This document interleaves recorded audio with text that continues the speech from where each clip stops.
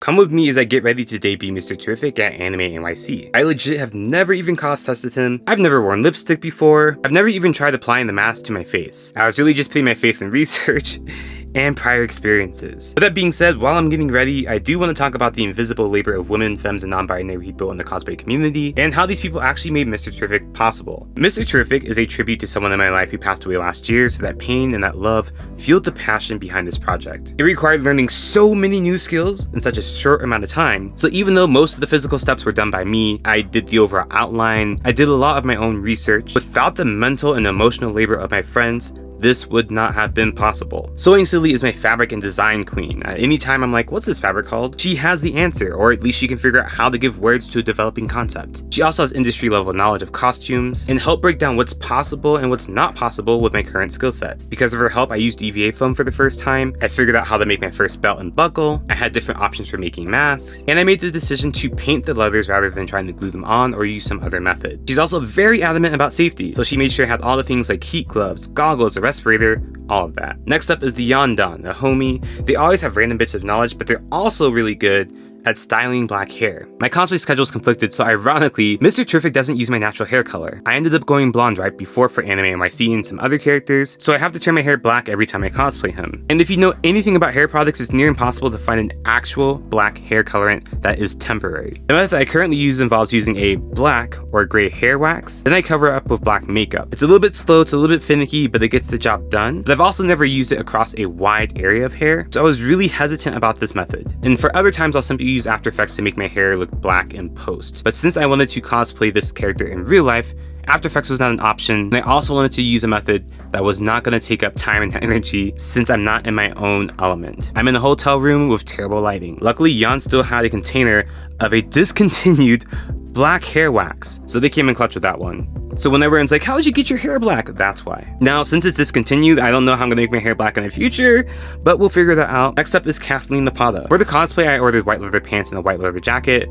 I got a white shirt and I got white shoes, and I hand painted all of them. However, the pants I got just didn't fit. The first pair I couldn't even fit across my waist. The second pair was just too long and too baggy to the point where I just ruined the entire look. And after putting in all this effort, I wasn't gonna settle for looking really messy. Now, a lot of people don't know, but altering leather is a completely different ballgame than altering other clothes. So I could not find another person in my city who could fix my pants. I ended up going to another city last minute, and there was Kathleen, bubbly, encouraging, empathetic, and she tailored my pants to fit exactly how I needed them. Next up, we have my makeup queen. Jolie does makeup. Wow, when did you get so good at makeup? I have quite a few mutuals who do makeup and every now and then gives me advice, but Jolie and I are good friends, and she's also extremely knowledgeable, detail-oriented, and has a stellar eye when it comes to colors.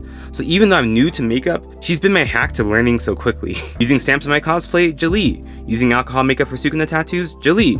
Learning how to contour, Jolie. You get the point. Initially, I was going to paint my mask on just like Jolie, and even though I knew it wasn't going to be as good as hers, she still encouraged me, gave me a whole list of items to use and variations.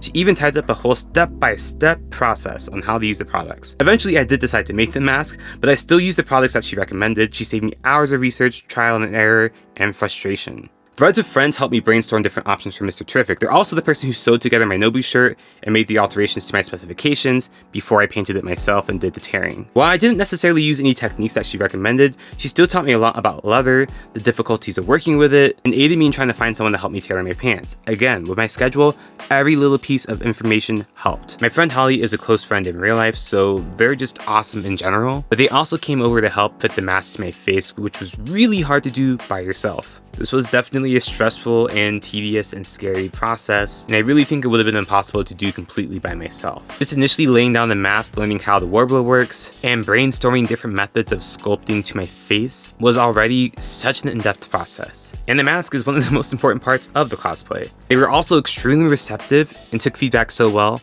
This is why I trusted them with that process, because I knew they would always come through. Last but definitely not least, Ace of Sabers 777. For 2 weeks, I was locked in, barely talking to anyone but Ace. They were the first person to introduce me to Warbler, the material I made my mask out of. While I was sitting there painting for 40 plus hours, they'd run little tests on different materials and send me pictures to help me determine my next steps. That way I didn't mess up, because with my schedule, there really was not room for any error. While I was frantically running around New York, they'd check to see if a store had a particular paint or a glue or whatever I needed. Even when I didn't have answers, they were my go-to person to bounce theories off of. They encouraged me when I felt defeated, and overall they really came through any way I needed. I mentioned in the past that I was a one-man team about 90% of the time, but that's quickly changing.